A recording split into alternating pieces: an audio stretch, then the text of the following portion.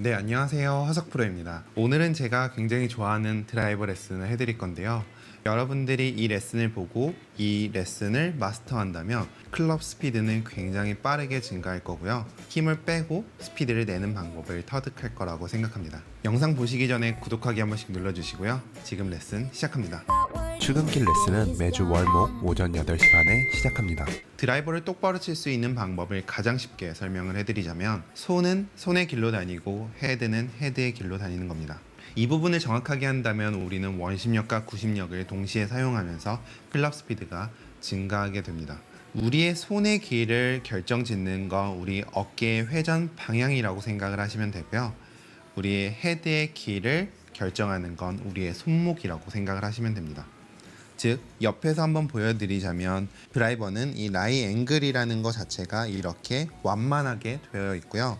아이언은 조금 더 가파르게 되어 있습니다. 손은 손의 길로, 헤드는 헤드의 길로라면 이 방향으로 움직였다, 이 방향으로 움직여서 들어온다면 공은 똑바로 간다.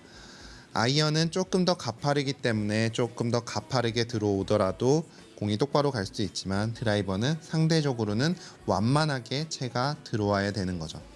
하지만 정말 많은 아마추어 분들은 채가 가파르게 내려오면서 왼쪽으로 당겨지는 공과 슬라이스가 심하게 나게 됩니다. 손의 길을 결정짓는 건 우리의 어깨 회전 방향인데요. 만약 이 상태가 어드레스라고 하면 이 상태에서 팔을 펴고 우리의 손의 길을 보게 된다면 우리의 어깨 회전 방향에 따라서 우리 손은 움직이게 됩니다. 만약 어깨가 백스윙을 올라가 갑자기 올라간다면 우리의 어깨는 가파른 움직임을 할 거고요. 다시 숙여서 옆에서 보여드리면 만약 이 상태에서 어깨가 횡방향으로 정확하게 움직인다면 우리의 손은 공을 지나쳐서 이렇게 회전이 될 거지만 만약 이 상태에서 어깨가 올라가는 이런 동작이 생긴다면 손의 길은 바뀌게 되는 거죠. 만약 이 상태에서 바깥쪽으로 또 나온다면 손의 길은 또 바뀌게 되는 거고요. 클럽 헤드의 길을 결정하는 건 우리의 손목인데요.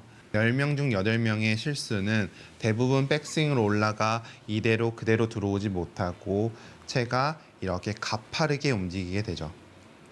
우리의 어깨는 이 방향으로 아래로 떨어지게 되고 손목은 이렇게 가파르게 내려오게 됩니다. 이 상태로 임팩트를 하게 되고 이 상태에서 다시 어드레스를 한다면 우리의 채는 헤드보다 먼저 앞으로 나갈 거고 이거는 핸드 퍼스트가 아니에요. 그리고 이 상태에서 몸이 열리게 되고 헤드를 보면 헤드가 굉장히 열려 있죠. 우리는 이걸 닫기 위해서 더더욱 그 다음 샷은 더 엎어치게 될 거고 더 엎어치게 될 거고 이러면서 굉장히 높은 슬라이스와 혹은 왼쪽으로 당겨지는 공이 심하게 나오게 되는 겁니다.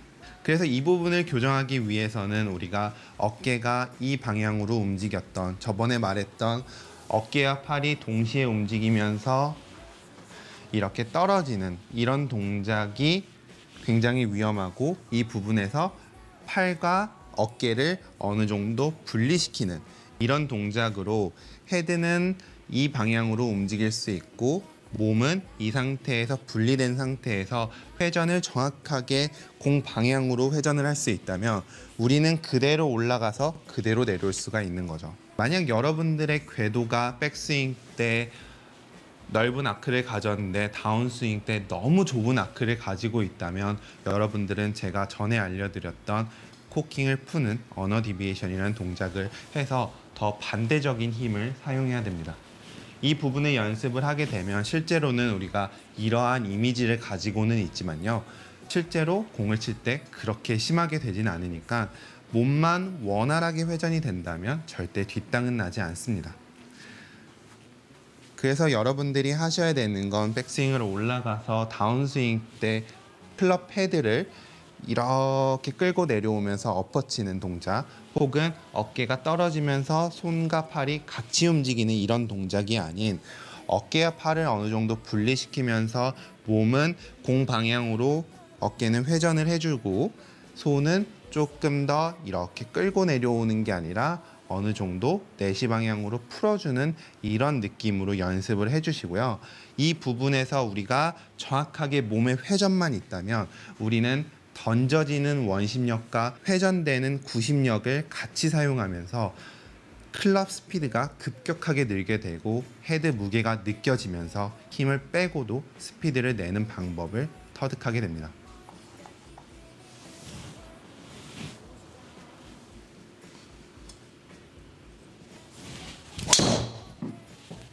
오늘 제 레슨을 보시고 제 생각에 10명 중 한 7분 정도는 이해를 하셨을 것 같고 한 3분 정도는 이해가 안 되셨을 것 같아요. 오늘 레슨이 잘 이해가 안 되셨던 분들은 제가 최근에 올렸던 이 영상과 이 영상을 보시면 조금 더 도움이 되셨을 것 같고요. 그래도 이해가 안 되신다면 댓글에 남겨주시면 제가 한 번 더 정리해서 영상을 만들도록 하겠습니다. 오늘 제 레슨이 도움이 되셨다면 구독하기 한 번씩 눌러주시고요.